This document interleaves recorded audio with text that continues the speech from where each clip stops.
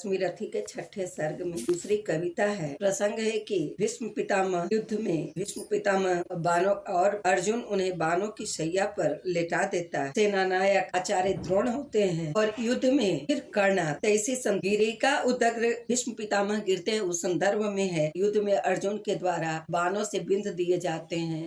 भीष्म पितामह इस संदर्भ में है। उदग्र गौरवाधार गिरजाए श्रृंग जो महाकार अथवा सुनाकर आसमान त्यों गिरे टूट रवि भासमान और अवदल का करते जहरन त्यों गिरे भीष्म आलोक वरण त्यों गिरे भीष्म आलोक वरण। कुरुकुल का दीपित ताज गिरा। ऐसा लगता है कि भीष्म पितामह अर्जुन के द्वारा युद्ध में जब बानों से बिंध दिए जाते हैं और गिर जाते हैं, उस संदर्भ में दिनकर जी कहते हैं, कुरुकुल का दीपित ताज गिरा थकर बूढ़ा जब बाज गिरा लुठित पितामह को बिलोक छा गया समर में महाशोक छा गया समर में महाशोक। कुरुपति ही धैर्य न खोता था कुरुपति ही धैर्य न खोता था अर्जुन का मन भी रोता था अर्जुन का मन भी रोता। रोधो करते जनया धमका रोधो करते जनया धमका दूसरा सूर्य सिर पर चमका और भी तेज दुर्जय उठा रण करने को राधे उठा। भीष्म पितामह के बानों की सैया पर चले जाने के बाद, बानों से बिंद जाने के बाद दूसरे दिन की स्थिति क्या होती है तो राधे यानी कर्ण युद्ध में प्रस्तुत होता है, उपस्थित होता है। इस संदर्भ में है कि और भीष्म पितामह गिरते हैं घायल होकर। अब अर्जुन ने ही बानों से बिंधता है, लेकिन अर्जुन को आंतरिक लगाव भीष्म पितामह से अत्यधिक है, इसलिए कौरवों की सेना में तो शोक होता ही है भीष्म पितामह के गिरने पर, लेकिन अर्जुन का मन भी रोता है। संदर्भ में कहते हैं दिनकर जी, कुरुपति ही धैर्य न खोता था अर्जुन का मन भी रोता था रोधो करते जनया दमका दूसरा सूर्य सिर पर चमका कौरवी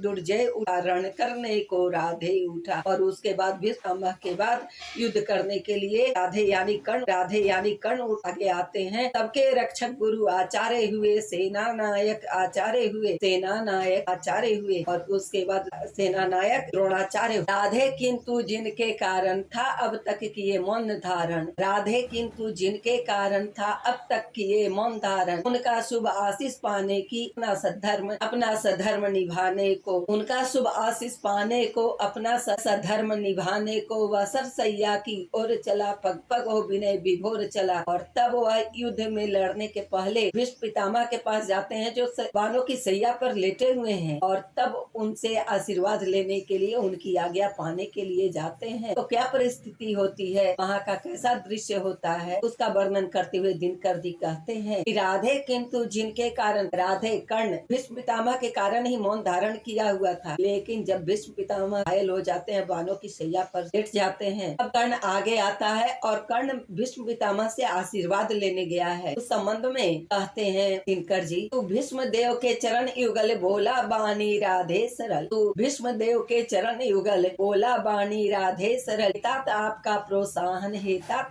प्रोत्साहन पा सका नहीं जो यह वही सामने आया है वही सामने आया है उभर अश्रु का लाया है उभर लाया गया हो तो अब धनुष धरूं रण में चलकर कुछ काम करूं देखूं है कौन प्रलय उतरा जिससे डगमग हो रही धरा। तिरुपति को विजय दिलाऊं मैं या स्वयं वीर गति पाऊं मैं तिरुपति को विजय दिलाऊं मैं या स्वयं वीर गति पाऊं मैं अनुचर के दोष क्षमा करिए मस्तक पर बरद पानी धरिए आखिरी मिलन की बेला है मन लगता बड़ा अकेला है मदमोह त्यागने आया हूँ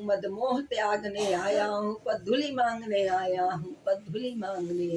भीष्म ने खोल निज सजल नयन तब भीष्म अपनी आंखें देखते हैं जब उनके पास कर्ण जाकर उनसे प्रार्थना करते हैं और उन्हें प्रणाम करते हैं और विनती करते हैं। भीष्म आंखें खोलते हैं। इस संदर्भ में कहते हैं दिनकर जी, भीष्म ने खोल निज नयन सजल नयन देखे कर्ण को आद्र लोचन वह खींच पास में ला करके बड़खींच पास में ला करके आती से उसे लगा करके बोले क्या तत्व विशेष बचा बेटा आंसू ही शेष बचा मैं रहा रोकता ही क्षण क्षण रहाय हठी यह दुर्योधन अंकुश विवेक का सह न सका मेरे कहने में रह न सका भ्रांत मद में विभोर भ्रांत अंत मद में विभोर ले ही आया संग्राम घोर, ले ही आया संग्राम घोर। अब कहो आज क्या होता है, अब कहो आज क्या होता है, किसका समाज यह, किसका गौरव, किसका श्रृंगार, किसका वन बाग उजड़ता है, किसका वन बाग उजड़ता है, यह कौन मारता मरता है, यह कौन मारता मरता है। फुटता द्रोह दव का पावक, द्रोह दव का पावक, हो जाता सकल समाज नरक। सबका वैभव सबका सुहाग, सबका वैभव सबका सुहाग, जाति ढकारे या कुटिला, जाति ढकारे या कुटिल आगे हैं। जब बंधु विरोधी होते हैं सारे कुलवासी रोते हैं, जब बंधु विरोधी हो सारे कुलवासी रोते हैं। जब बंधु अपना ही भाई विरोधी जब हो जाता है, पूरा कुल का वंश ही